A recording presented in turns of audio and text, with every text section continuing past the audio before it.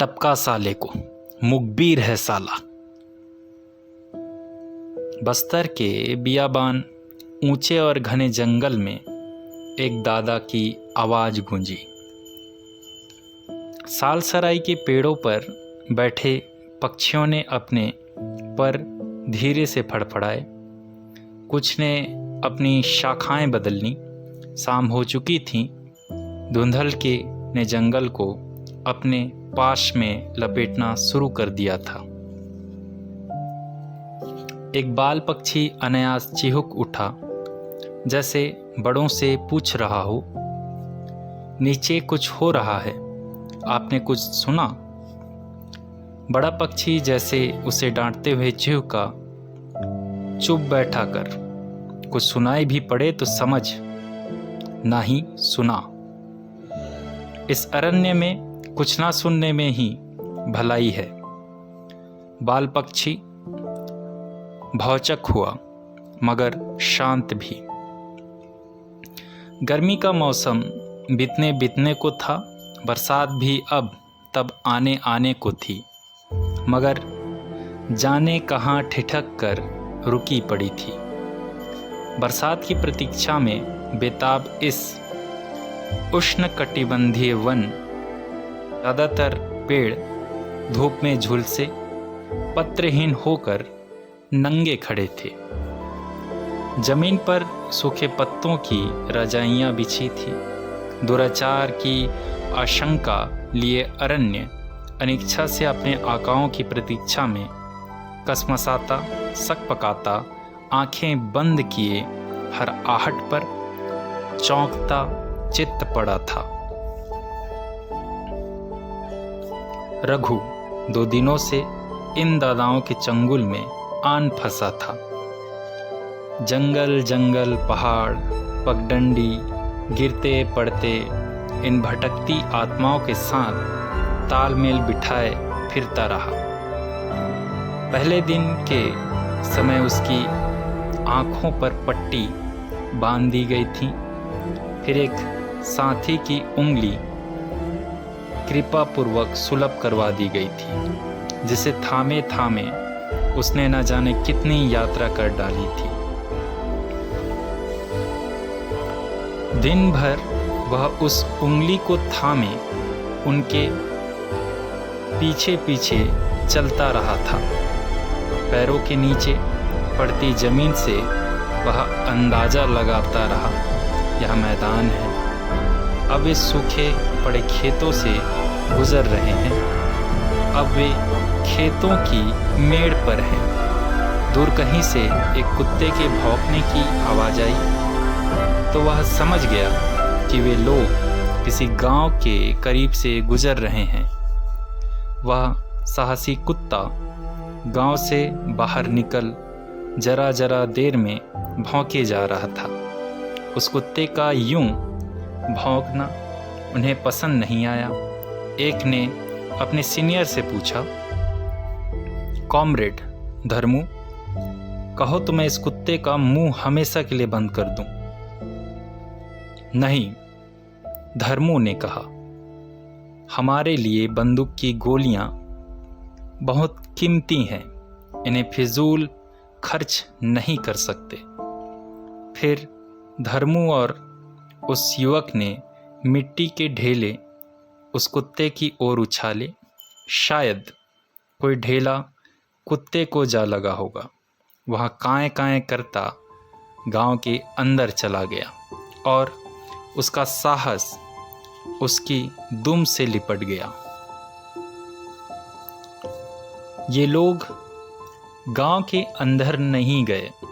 गांव से थोड़ी दूर नाले के ऊपरी हिस्से में, जहाँ के कुछ पेड़ों में नए पत्ते आ चुके थे, नीचे छाया थी, उन्होंने थोड़ा विश्राम किया। बाद में उनमें से 2 लोग गांव में गए और वहाँ से कुछ अनाज, बर्तन गांव वालों से मांग लाए। फिर उन्होंने आग जलाई और खाना बना लिया। सबने खाना खाया, इसे भी दिया। 1.5 घंटे में खा पीकर वे फिर आगे चल पड़े। गांव वालों के बर्तन वे उसी जगह छोड़ गए। उन्हें मालूम रहा होगा गांव वाले आकर अपने बर्तन बटोर ही लेंगे।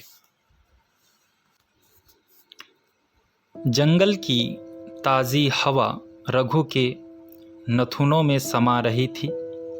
वह उस युवा दादा के पसीने की तेज गंध भी अपने नथुनों में अलग से महसूस कर रहा था। उसकी उंगलियां भी कई बार फिसल फिसल जाती थीं। तब वह दादा अपनी गंदी पतलून से उस उंगली को पोंछकर उसे फिर थमा देता था। उस दादा को विश्वास था कल रघु अपनी परीक्षा में पास होकर उनके समूह का अंग बन जाएगा। ऐसे पढ़े लिखे जवान जैसे कि उसके एक बड़े लीडर ने कुछ माह पूर्व उन्हें समझाया था, हमारी क्रांति के लिए जरूरी है बस ये दगाबाज ना हो। रात में जब रघु की आंखों की पट्टी खोली गई तो देखने के लिए चारों तरफ अंधेरा ही था। वैसे वह जंगल का ही जीव था, मगर उसे नहीं पता कि वह इस जगह किधर से आया है। नई जगह पर दिशा भ्रम तो होता ही है, और ऐसी स्थिति में वह कभी नहीं पड़ा था। पहले कभी उसने जंगल को इतनी गहराई में आंका भी नहीं था। उसे लगा कि जंगल उसकी नासमझी पर हंस रहा होगा, मगर वह बेबस था। उसका ज़्यादातर समय जंगल से बाहर कस्बे और शहर में गुजरा था। फिर भी उसने मन ही मन जंगल को आश्वस्त किया, बस यहाँ थोड़ा समय गुजारने और दिन में खुली आँखों से चारों ओर निहार लेने की बात है। अगर वह यहाँ से जीवित निकल जाएगा तो फिर किसी दिन जरूर इस जगह पर लौटेगा। यह पता करेगा कि यहाँ आने का सीधा सरल रास्ता कौन सा है, यह जगह कौन सी है जो उसके लिए अबूझ बनी रह गई थी। मगर यह तभी होगा जब चारों ओर शांति आ जाएगी। शांति। वह मन ही मन बुदबुदाया, यह शांति भी कमाल की चीज़ है जिसके लिए सभी अशांत फिर रहे हैं। पता नहीं यह शांति कभी इस अरण्य में आएगी भी या नहीं। कहीं इसके आते इतने देर ना हो जाए कि फिर इसकी ज़रूरत ही ना रह जाए, क्योंकि तब यह अरण्य ही कहाँ होगा। नहीं, देर रात वे किसी और गांव में पहुंचे। वहां अधजगी रात काटी और सुबह फिर चल पड़े। घुमंतू जीवन उसे थका दे रहा था, मगर उसे आशा थी जरूर वह उससे मुलाकात कर पाएगा।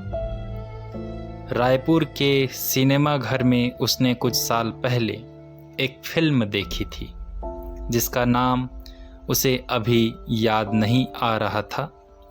वह उस रोज़ फिल्म देखने निकला भी नहीं था, मगर कॉलेज वापसी के रास्ते में उसे बरसात ने रोक लिया था। वह पैदल था और उसके पीछे लकड़ी वाले हिस्से पर खरोंच के अनेक निशान थे।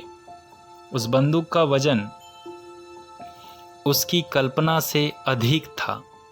उसने आहिस्ता आहिस्ता समूची बंदूक पर हाथ फेरा। उसने बंदूक के सामने के छिद्र की गोलाई को अपनी उंगलियों से स्पर्श किया। उसने तनिक उत्सुकतावश बंदूक की लटकती पट्टी को अपने कंधे पर चढ़ाया तो बंदूक उसकी पीठ पर आकाश की ओर तन गई, गोया अब दुश्मन उधर ही हो। उसने बंदूक फिर अपने हाथों में ले ली। धुंधलके में आंखें गड़ाए उसने फिर एक बार बंदूक को देखा और भय मिश्रित उत्सुकता की एक लहर उसके अंदर हिलोर गई। वह उसे